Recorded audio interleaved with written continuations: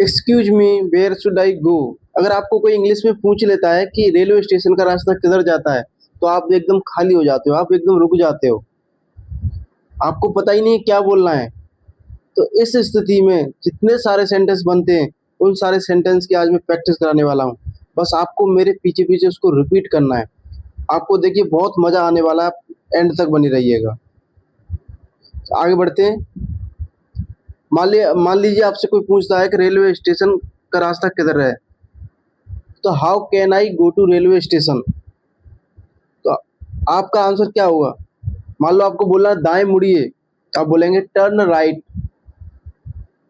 Turn right, क्या बोलेंगे? Turn right. अगर बोलना है ये पास में ही है, तो बोलेंगे it is near by. It is near by. It और इज को मिला के इट्स भी बोलते हैं, इट्स नियर बाई। यह दूर है, अगर दूर है तो कैसे बोलेंगे? It's far. It's far. सीधे चलते रहिए, अगर बोलना है सीधे चलते रहिए, रेलवे स्टेशन आगे सीधे चलते रहिए, तो कैसे बोलेंगे? Keep going straight.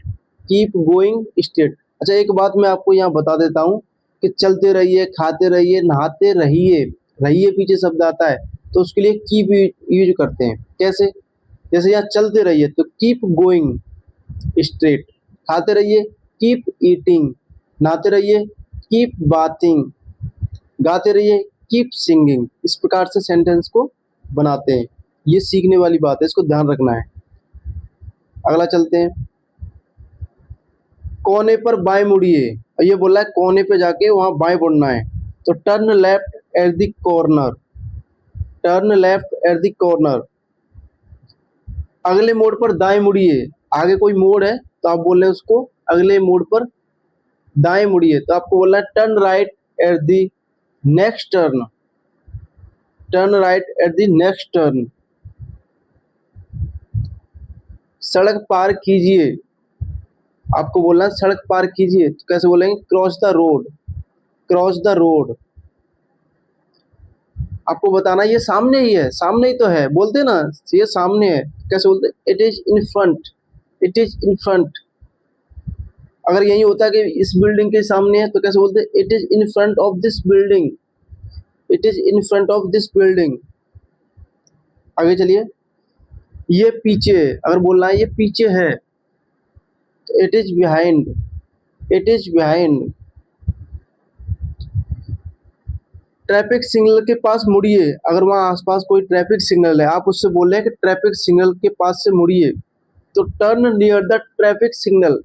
Turn near the traffic signal. अगर बोलना है ट्रैफिक सिग्नल के राइट साइड से मुड़िए, तो turn right near the traffic signal. अगला चलिए। आपको एक मंदिर दिखाई देगा, you will see a temple. अगर बोलना है आपको कि वहां पे जाके आपको एक मंदिर दिखाई देगा, तो कैसे बोलेंगे? You will see a temple. You will see a temple. Next answer देखेंगे। उसके बाद बाएं मुड़िए, अगर आपको बोलना है ना उसके बाद बाएं मुड़िए, बोलते हैं ना उसके बाद दाएं मुड़ना, उसके बाद बाएं मुड़ना, तो ऐसे आफ्टर डेट, उसके बाद बोलते हैं after that. Turn left. After that turn left. थोड़ा आगे चलिए, अब मान लो पास में ही है, आप बोल देते हैं थोड़ा आगे चलिए, वहां जाके राइट मुड़ जाना, तो walk a little ahead. A little माने थोड़ा, a little. Walk a little ahead. Walk a little ahead.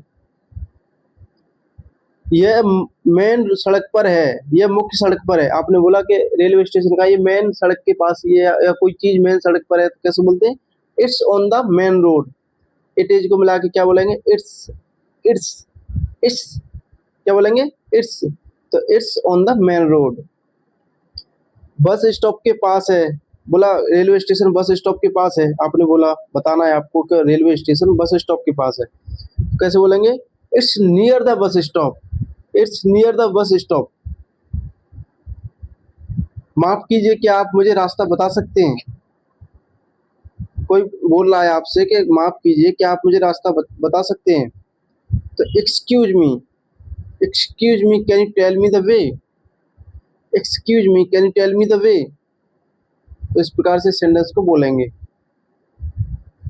Railway station कैसे जाऊं, कोई पूछ रहा है आपसे रेलवे स्टेशन कैसे जाऊं, तो कैसे पूछेगा वो इंग्लिश में? How can I go to railway station? How can I go to railway station? क्या यह यहाँ से दूर है? अब अगर वो आपसे पूछेगा, साथ ही साथ ये भी तो पूछेगा, आपने मान लो आंसर दे दिया कि रेलवे स्टेशन पास में ही है, तो इट्स नियर बाय आपने बोल दिया। लेकिन वो ये भी तो पूछ सकता है आपसे, क्या वह यहाँ से पास में ही है क्या, कि क्या वह यहाँ से दूर है क्या? तो is it far from here? क्या वह यहाँ से दूर है, कैसे बोलेंगे? Is it far from here?